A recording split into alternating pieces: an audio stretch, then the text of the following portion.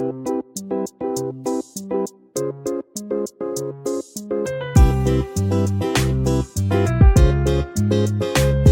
Kitchen मध्ये नमस्ते. मी बनवते शेपूची भाजी.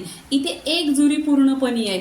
इथे आहे ना छान अशी तोरून घेतलेली आहे आणि 2 ते 3 पाण्याने स्वच्छ धुतलेली आहे आणि अशी कोरडी करून घेतलेली आहे. इथे गॅसवर कढई ठेवलेली आहे. त्याच्यामध्ये 1 चमचा तेल टाकलेलं आहे. तेल छान असं गरम झालं पाहिजे. तेल गरम झालं का ते जिरं टाकायचं. जिरं छान असं तरतरलं पाहिजे. जिरं तरतरलं का इथे भरपूर अशी लसूण घेतलेली आहे सोललेली, ती टाकायची. लसूण छान असा गोल्डन कलर करून घ्यायचा.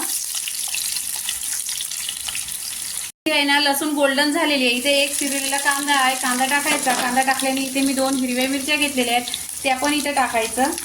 आणि इथे 1 टोमॅटो घेतलेला आहे. हे आहे ना तेलावर छान असं परतून घ्यायचं.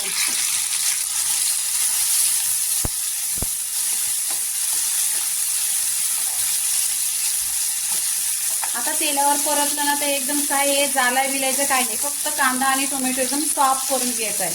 एकदम सॉफ्ट केल्यानंतर आहे ना इथे मी स्वच्छ धुतलेली भाजी आहे ती टाकून घ्यायची. आता भाजीला छान अशी मिक्स करून घ्यायची. आता इथे भाजी आहे ना तेलावर छान अशी परतून घेतलेली आहे.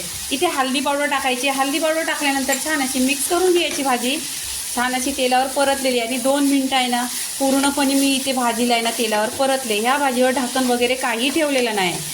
आता ह्या भाजीत आहे ना मीठ टाकायचं आहे चवीनुसार. मीठ टाकल्यानंतर पण छान अशी 2 मिनिटं इथे परतून घ्यायची. आता इथे 2 मिनिटं तेलावर छान अशी परतले. शेपूची भाजी झालेली आहे. ही तांदळाच्या भाकरीची आहे ना 1 नंबर शेपूची भाजी लागते.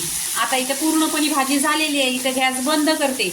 शेपूच्या भाजीची रेसिपी पूर्णपणे झालेली आहे. लाईक करा, शेअर करा, सबस्क्राईब करा आणि नेहमीच खात राहा. धन्यवाद.